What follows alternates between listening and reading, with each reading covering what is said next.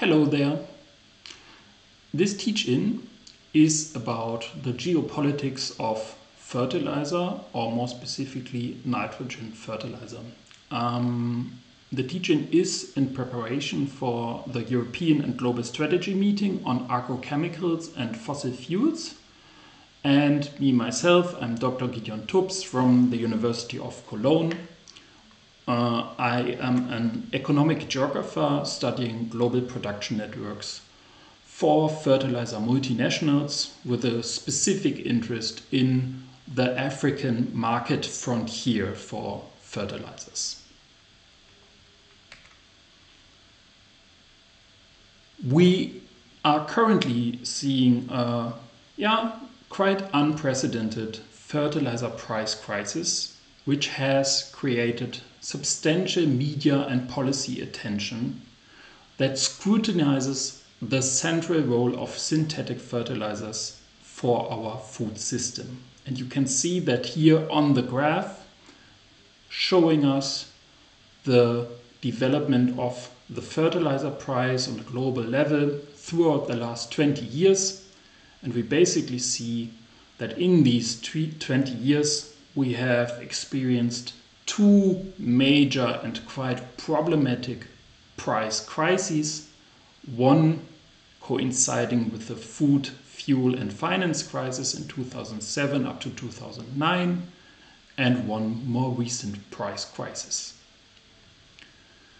Looking at the current crisis, we can sort of follow the chain of events even by simply looking into the media.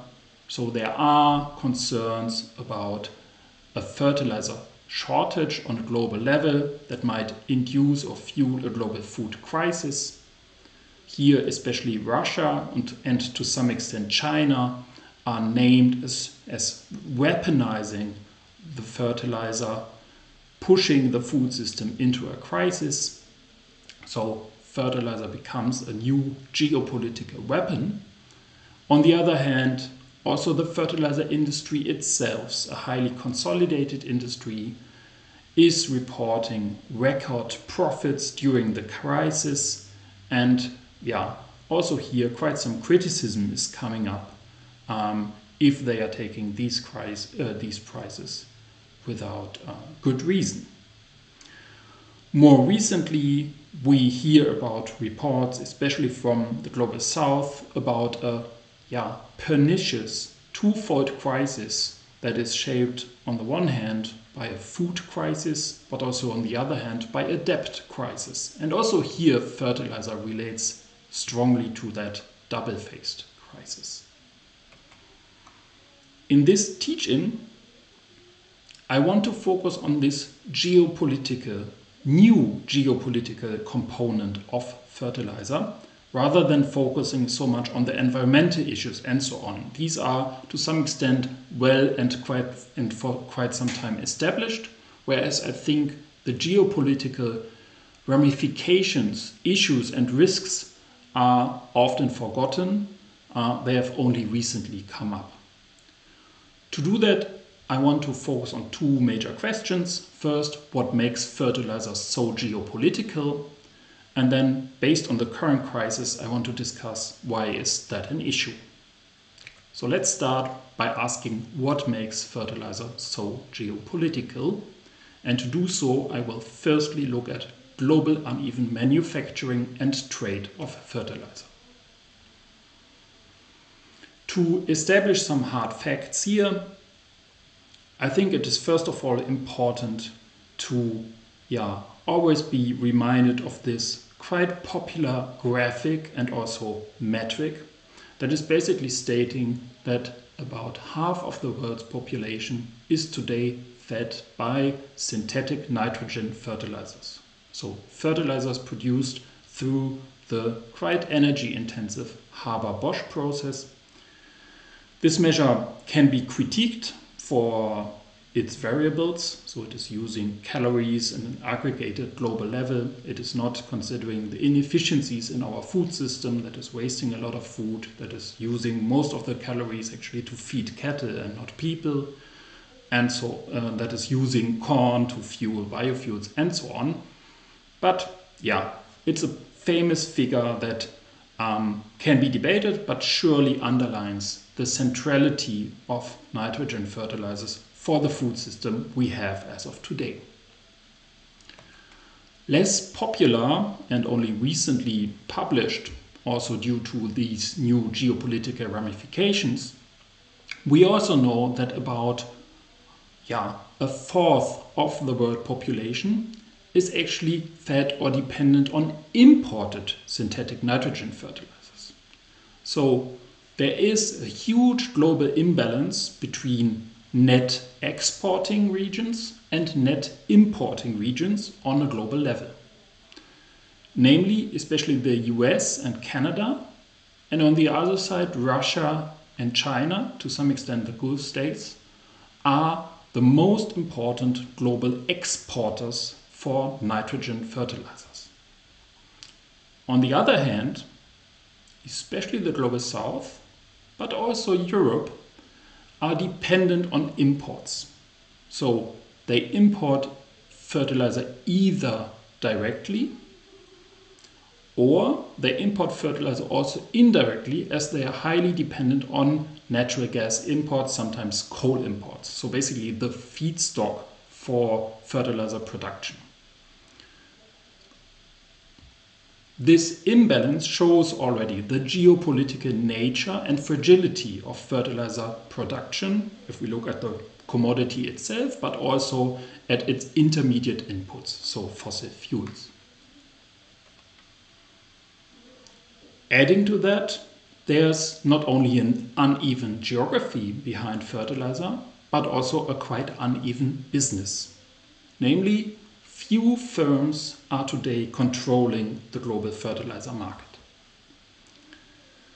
If we look at the global market concentration in agro-industries, one must first of all recognize that in fertilizers, market concentration is less severe compared to, for instance, agrochemicals or seeds and so on, which is due to the fact that fertilizer can be less easily monopolized through intellectual monopolies such as patents and so on. It is really a business that requires tangible investments, huge capital investments, that also require some proximity to these feedstocks and so on. So it is less easy to monopolize the industry. Nevertheless, the degree of monopolization is also substantial here. So the top firms are occupying about a third of the global market. And we also know actually quite little about Chinese and Russian firms, how much they operate in cartel structures and so on. That is a big question mark actually. No one can really talk about that in detail. So the fertilizer industry is highly consolidated, and based on our recent study here for INKOTA, we can also see that there's a constant trend towards more consolidation through mergers and acquisitions within the industry. So we have an uneven geography, but we also have an uneven business landscape when we look at fertilizer production and trade.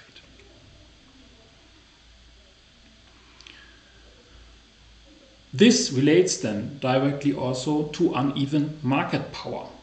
Namely, fertilizer firms can especially profit from crises, and that has been illustrated already or epitomized already in the last food, fuel and finance crisis in 2007 onwards.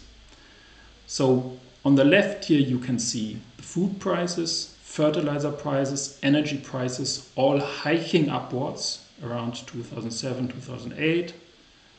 But econometric studies analyzing industry consolidation and so on state that fertilizer firms, due to their cartel structure, so few firms that can sort of agree on certain prices, they tend to take much higher prices than necessary in times of these crises. And this price taking, or this firm-driven inflation that is taking place here, can have then dramatic effects on global food prices. So this study from Knutzmann and Spielwanowski here, for instance, states that 50% of the global food price increases during that time can actually be explained by these cartel structures, not by any other issues. So a major concern about the state of the fertilizer industry, even back then.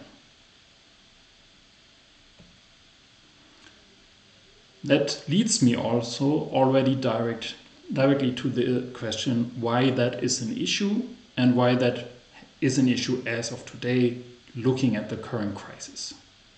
To explain that, I will first thematize the cascading of fertilizer prices amid crises, and then I will address profit-driven inflation and its relation to public debt burdens. Starting with the cascading fertilizer prices, I want to replicate this graphic from our recent study for INKOTA, where you can basically again see this relationship of energy prices, fertilizer prices, and food. So basically, energy prices as the main feedstock or energy prices drive the price of fertilizer, and the fertilizer price adds or is a part of driving food prices. But we can also see here, also shown in the other study, that especially fertilizer prices in these crises hike quite substantially and much more than the other prices in those moments. This means there is this relationship between energy, fertilizer, and food. We are to some extent eating fossil fuels, and especially fertilizer prices are exposed to crises and then central for the coupling of energy with food prices. So this is the tricky and pernicious relationship between fuel, fertilizer, and food. And we have seen that quite dramatically in the last month, if not year, driven by geopolitical ruptures. For instance, in Europe, we had this moment where suddenly natural gas prices were hiking upwards dramatically in Europe, totally different in the US, by the way. And in consequence, roughly 70% of all capacities for producing fertilizer in Europe had to be wound down, reduced dramatically their production, and suddenly there was this immediate fertilizer shortage from September 2022 onwards. Even up until today, these fertilizer production capacities have not fully recovered, although the gas price has obviously sunk again. But we see geopolitical rupture, no natural gas available, suddenly fertilizer not produced or only produced under dramatically higher prices and obviously also costs. Adding to these ruptures, these geopolitical ruptures, also more strategic geopolitical motives are currently politicizing fertilizer manufacturing and trade. So for instance, and in hindsight, obviously also in preparation of the attack, already in late 2021, Russia declared export bans on certain fertilizer products, at that time defended by the argument that it was about protecting the Russian farmers.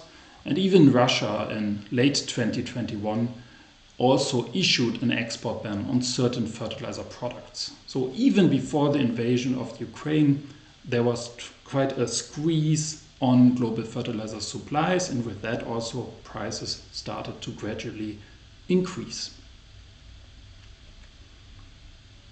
On the other hand, and today documented by several studies actually, the global fertilizer industry reported massive windfall profits despite these high energy costs and despite the reduced production. So what basically happened was they produced less, but they produced at much higher prices, or they sold at much higher prices, which basically allowed them to squeeze out a surprisingly high profits. And that goes throughout the industry. So whereas especially the American industry profited the most, even European manufacturers could use this geopolitical turmoil to report or make substantial profits.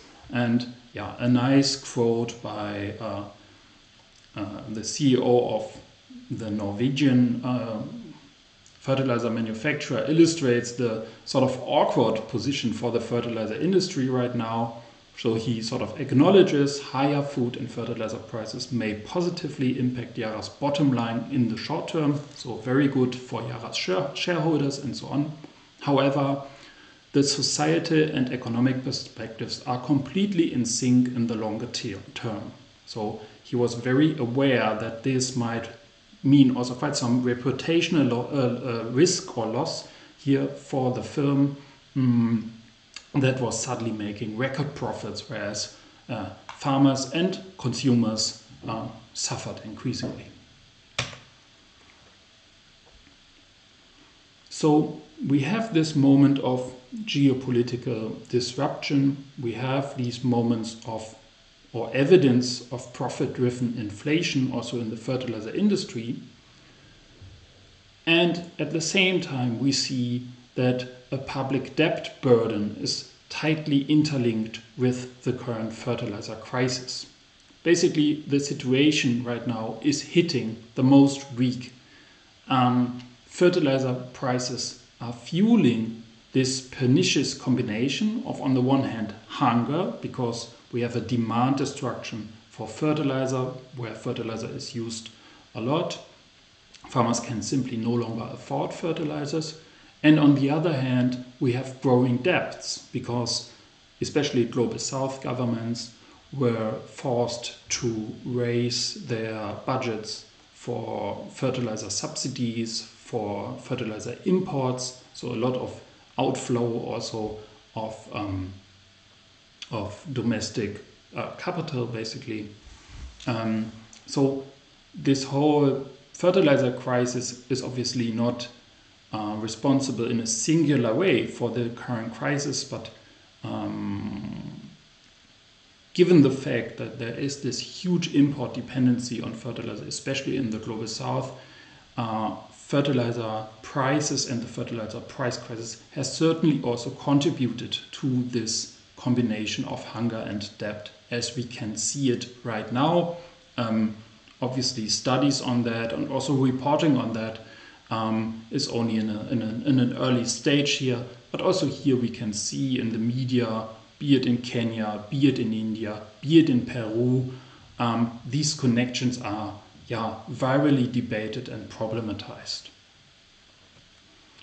So to conclude this teach-in, I think when we are considering nitrogen fertilizer as a central pillar of the food system, which it is right now, we can identify two systemic issues of nitrogen fertilizer. First of all, and I would say to some extent already established, obviously we have this clear fossil fuel dependency which relates directly to issues such as the climate and ecosystem breakdown. But on the other hand, and perhaps more recently less regarded by many, we also have these new emergent geopolitical dependencies. And these dependencies can drive food insecurity. They can have serious repercussions for the food sovereignty, and they can also drive or entrench debt traps, especially in the global south.